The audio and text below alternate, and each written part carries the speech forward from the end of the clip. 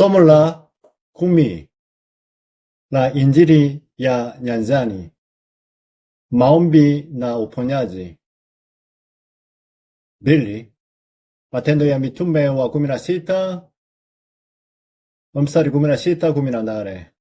Utangulizi. Magonjwa yanaweza kugawaniwa katika makundi makuu matatu.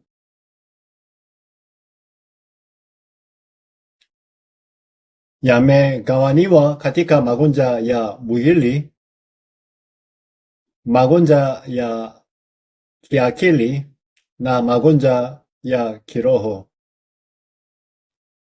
Magonjwa haya si vitu tofauti bali yana uhusiano wa kina. Magonjwa ya mwili ni pamoja na magonjwa yanayoonekana kama kansa, maumivu ya neva na kisukari. Magonjwa ya akili ni pamoja na neurosis, wasiwasi, msongo wa mawazo, mahangaiko, matatizo ya kisaikolojia na tabia mbaya. Magonjwa ya kiroho yanahusu magonjwa ya akili, kupagwa na pepo na maumivu au magonjwa yasiyo na chanjo kinachojulikana. Sehemu kuu.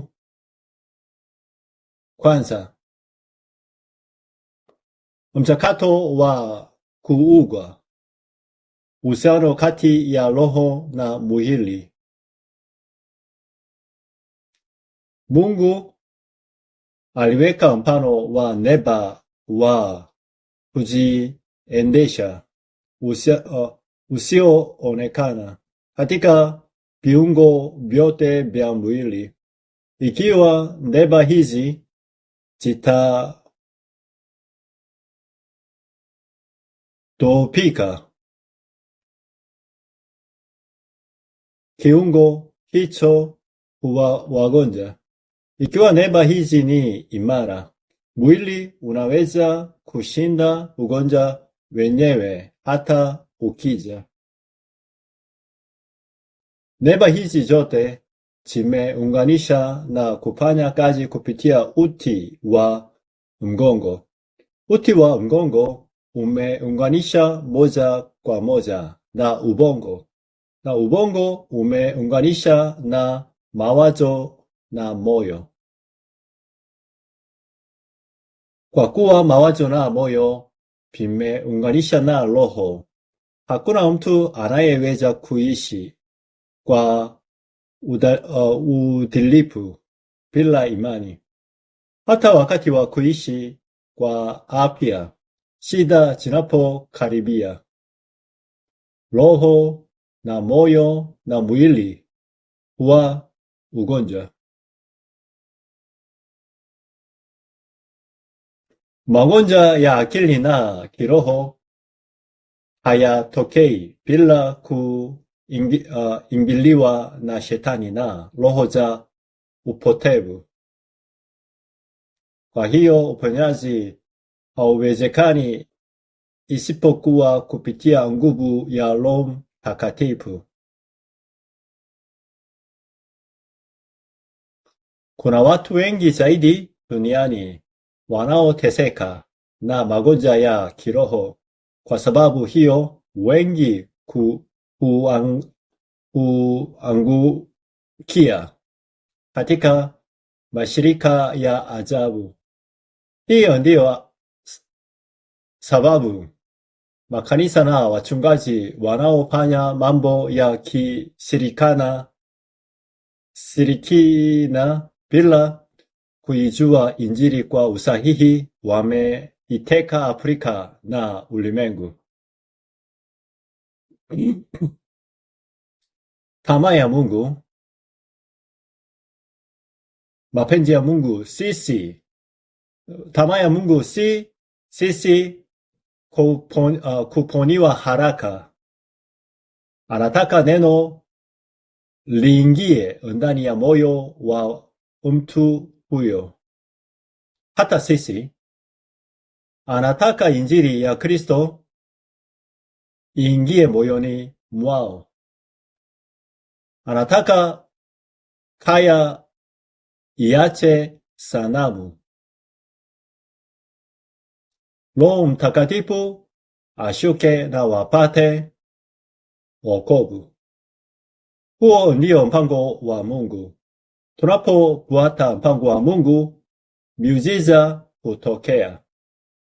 Tarakwang ni mahali ambapo harakati za uzima na wokovu hufanyika wakati Roho Mtakatifu akifanya kazi kupitia ushuhuda sahihi wa ujumbe wa Injili.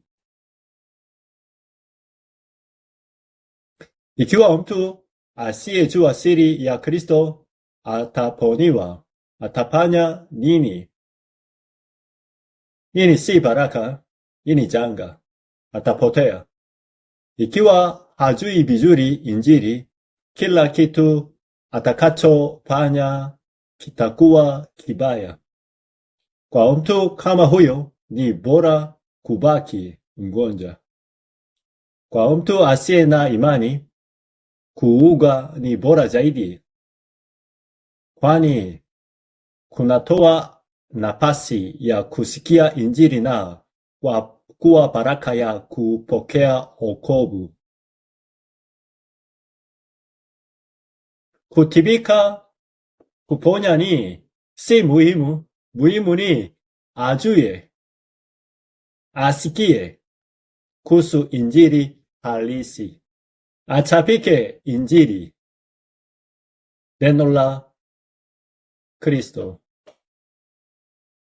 Akipokea, akiamini Kristo mwokozi yake,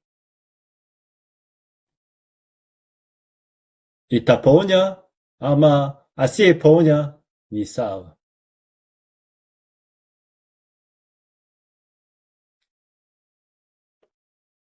Kwa kuwa hii ni kazi ya Roho wachafu.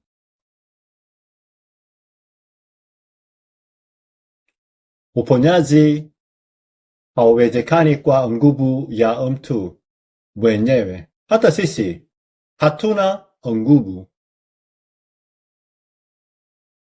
Tuwaambie watu mtu anasikia kama Injili, sisi hatuwezi. Wao pia hawawezi wenyewe. Wakati kuchanganyikiwa, kukatisha tamaa na kukata tamaa vinabaki kama majeraha makubwa moyoni.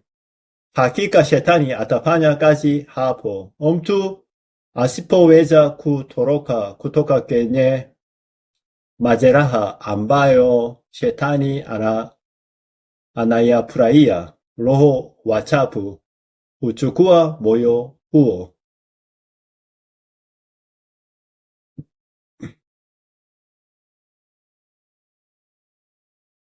Hata hivyo, akimpokea Yesu kama Kristo na kumpokea Roho Mtakatifu, giza lote ndani ya moyo hutoweka na anabadilisha kuwa mpya.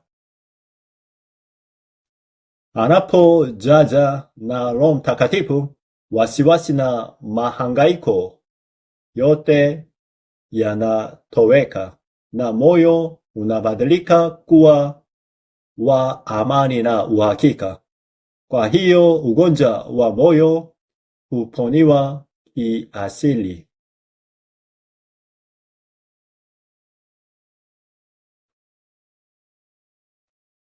Inamaanisha bado hakuna wasiwasi, anafadhaika ni yeye bado haamini Yesu ni Kristo, hapokei.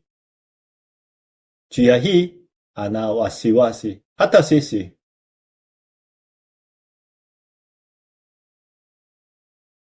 kuendelea kwa mambo haya yote ni ugonjwa wa kiroho. wakati roho wachafu wanaoleta maafa,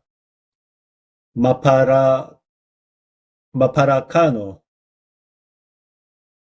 na kushinda wanapoanza kufanya kazi. Hakuna njia ya kuwaepuka. Roho wachafu huingia chuki kati ya mioyo, husababisha vita na huleta kushinda mfululizo. Shetani huyu mwizi na mnyang'anyi huwafanya waanguke katika ushinda.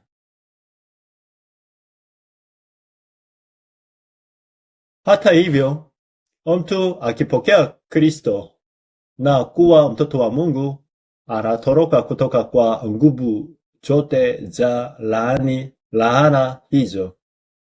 Hii ni kwa sababu Yesu Kristo alibeba laana zote na kushinda msalabani.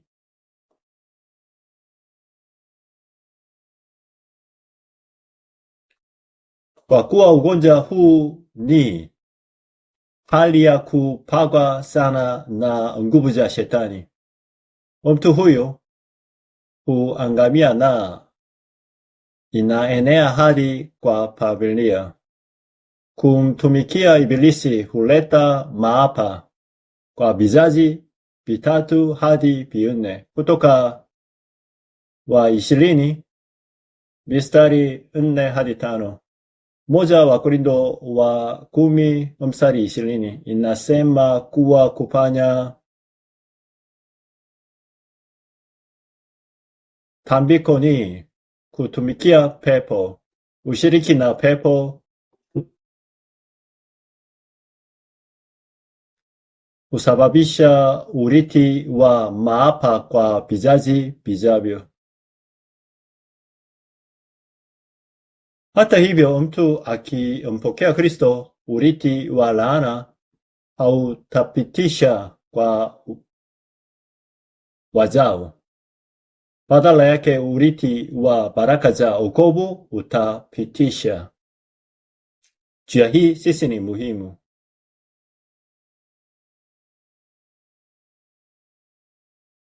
Je, ni wakati gani hasa na sababu gani ugonjwa ulikuja kwa wanadamu?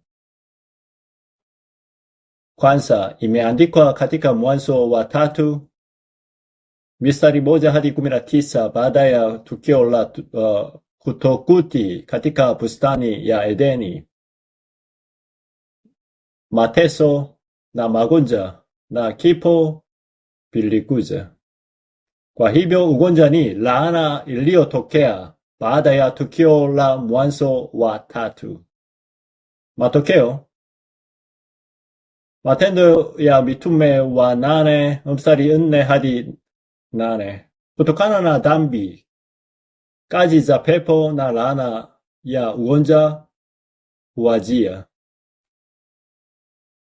Matendo ya Mitume wa 8 mstari 7 hadi 8.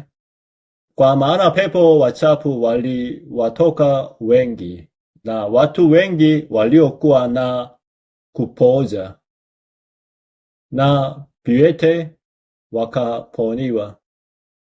Matendo ya Mitume wa 16 mstari 16 hadi 18. Laana ya ugonjwa wa akili hutokea kwa sababu ya kupagwa na pepo.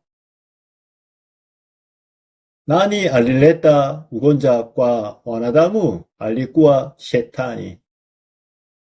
Mwanzo wa 3 mstari 1.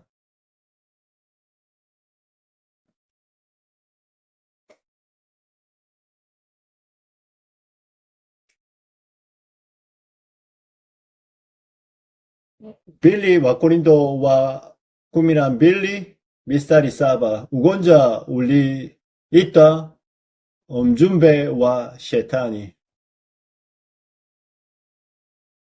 Kwa nini ugonjwa uliingia kwa mwanadamu? Uliingia kwa sababu ya dhambi ya kutokutii neno la Mungu.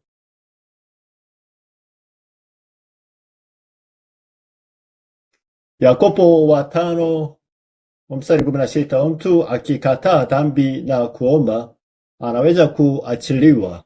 Kwa hiyo maisha yanayozingatia Injili huleta uhuru na uponyaji. Magonjwa yanawezaje kuponywa? Magonjwa ya kiroho na kiakili.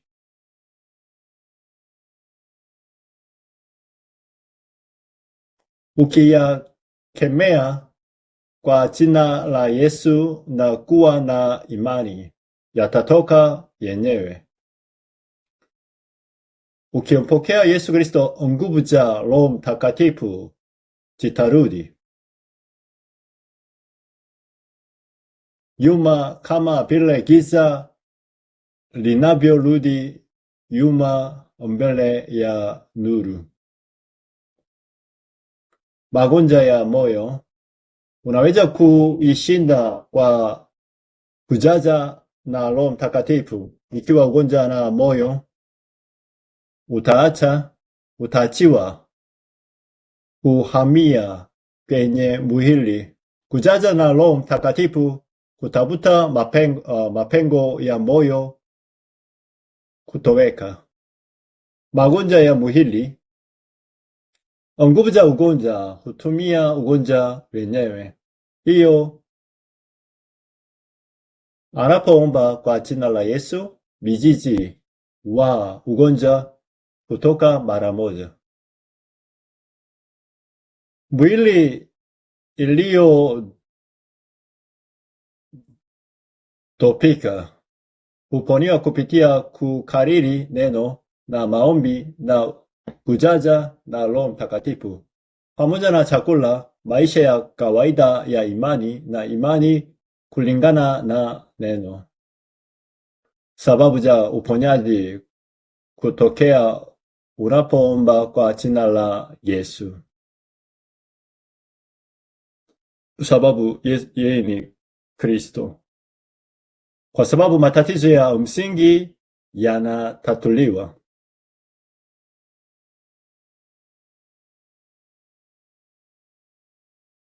Hii muhimu sana kuliko matibabu. Hii ni matibabu ya ukeli.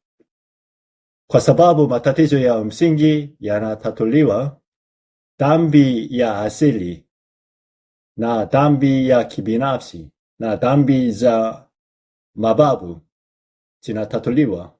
Dhambi ikitatuliwa, hakuna tena msingi wa shetani kutesa kwa ugonjwa.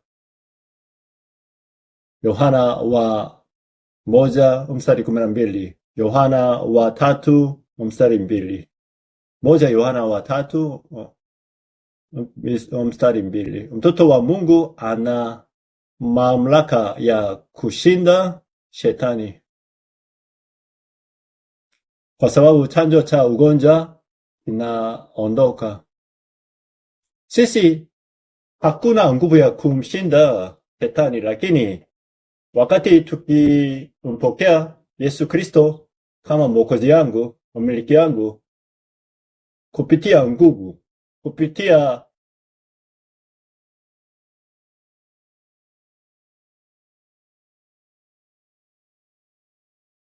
nguvu ya Kristo, tunaweza mshinda.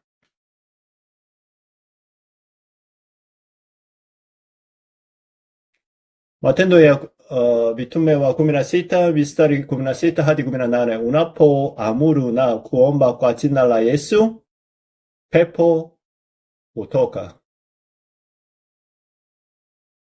Hata sasa hivi.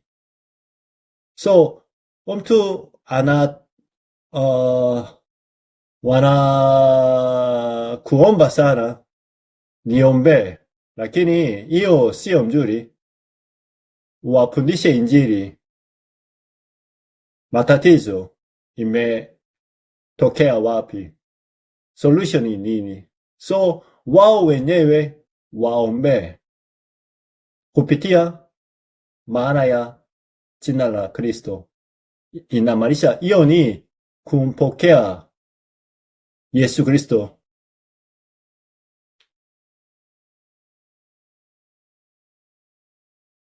Yesu Kristo alimaliza kila kitu msalabani.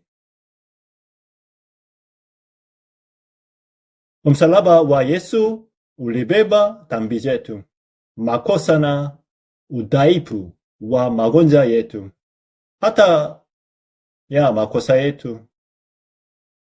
Alilipa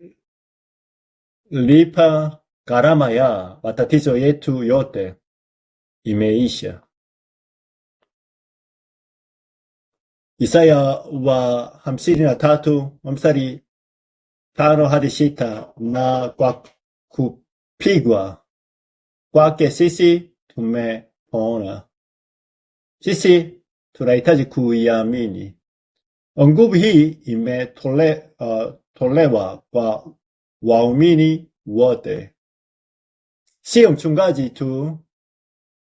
Nguvu hii imetolewa kwa waumini wote, sababu mchungaji, hata mimi, mishonari, wote hatuna nguvu, lakini Kristo ako nayo. Yeye yuko pamoja nasi sai tukimwamini, lakini siri ni haionekani. So jina la Yesu Kristo ni jina la Mungu anatuokoa.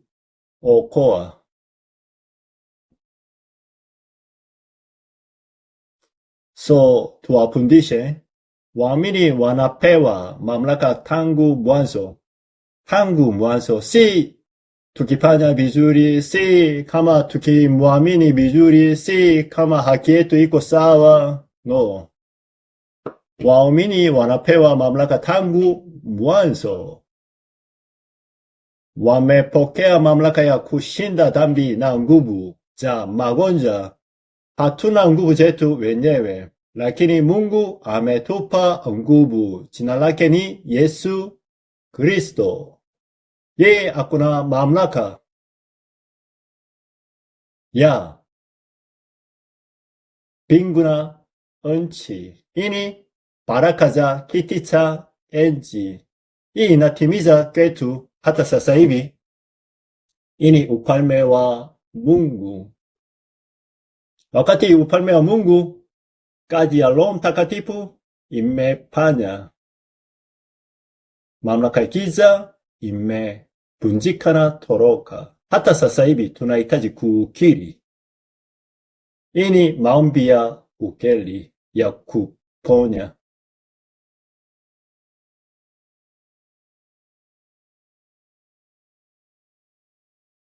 Biblia Marko wa 3 mstari 14 hadi 15. Tuwafundishe kama hiyo scripture. Wao wanahitaji ugonjwa, wao wanahitaji kuikariri na kutafakari.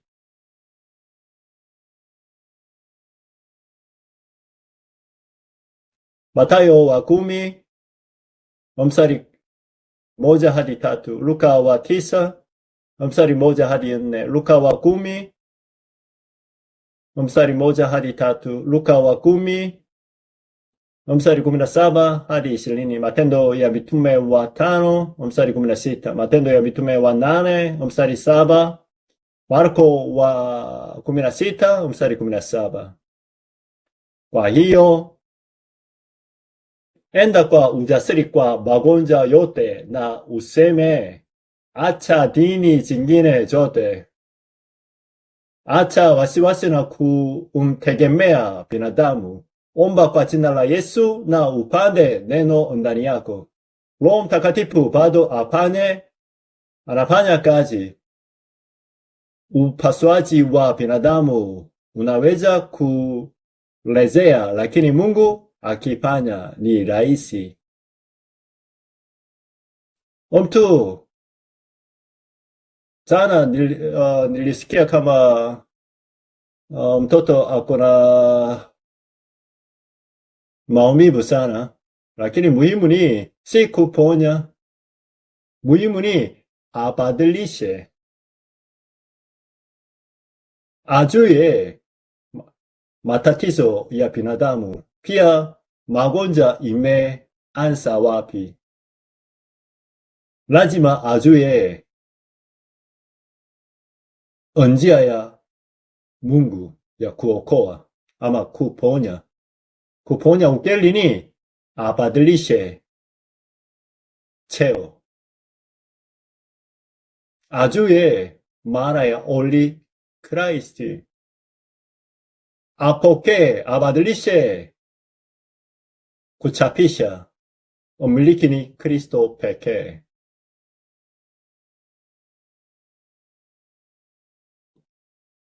Tuombe pamoja. Mungu tunakushukuru, matatizo yetu ya kiroho yaponiwe. Kutokuamini kwetu, mioni yetu na maisha yetu yaponiwe. Katika jina lenu,